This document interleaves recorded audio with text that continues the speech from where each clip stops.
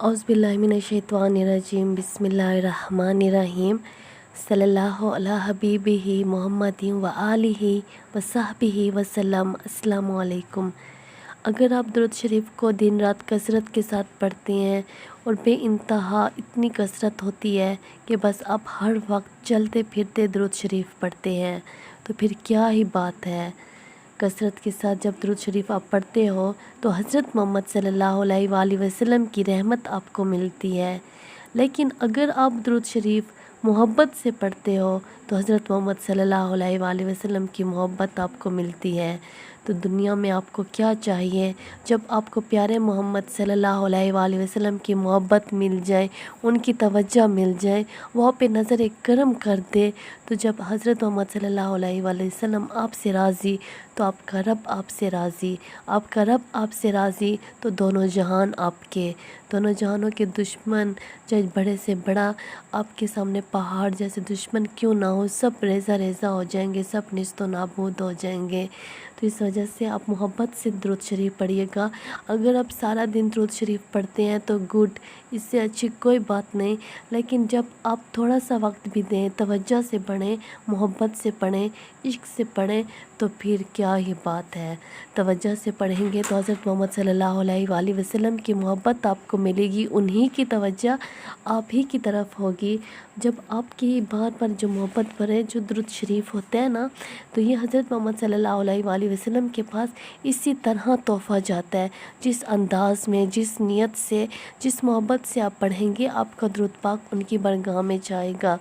आप परेशान हैं, आप तकलीफ़ में हैं, आप आंसुओं के साथ दुरूद पाक पढ़ रहे हैं, तो आपको ये वो दुरूद पाक उसी हालत में जाएगा जिस तरीके से भी आप पढ़ेंगे। आप जब दुरूद पाक को पढ़ते हैं और अपने तकलीफ़ों को और परेशानियों को सामने रखते हैं तो आपको इतना रोना नहीं आ रहा होता। लेकिन जब आप सारी तकलीफ़ों को छोड़कर अल्लाह के हवाले करके जो दुरूद पाक दर्द से पढ़ते हैं ना, तो वही आंसू आपके दिल से निकलते हैं, आपके आंसू अर्श तक जाते हैं। आप इसी तरह दुरूद पाक पढ़ कर तो देखें, आपको 2 दिनों में भी इसका रिज़ल्ट मिलेगा।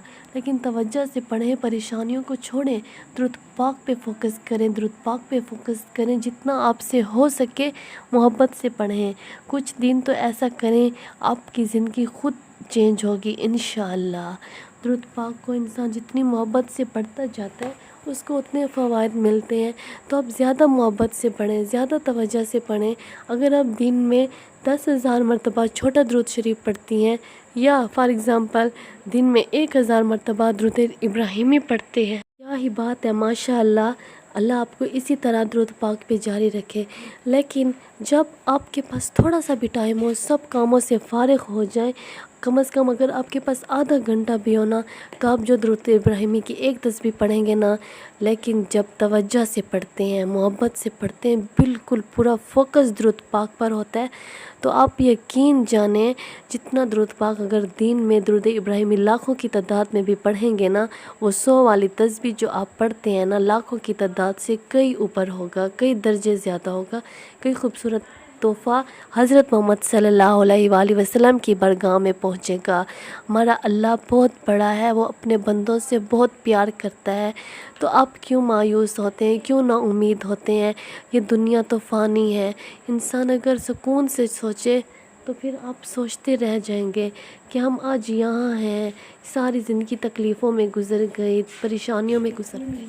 बस अपने दुरूद पाक को जारी रखिएगा, इस्तग़फ़ार को कसरत के साथ पढ़िएगा, आपकी ज़िंदगी के दिन ज़रूर बदलेंगे इंशाअल्लाह।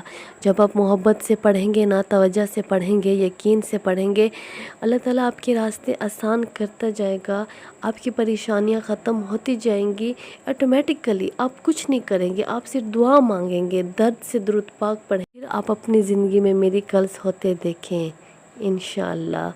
सल्लल्लाहु अला हबीबिही मुहम्मदिन व आलिही व सहबिही वसल्लम। अस्सलामु अलैकुम।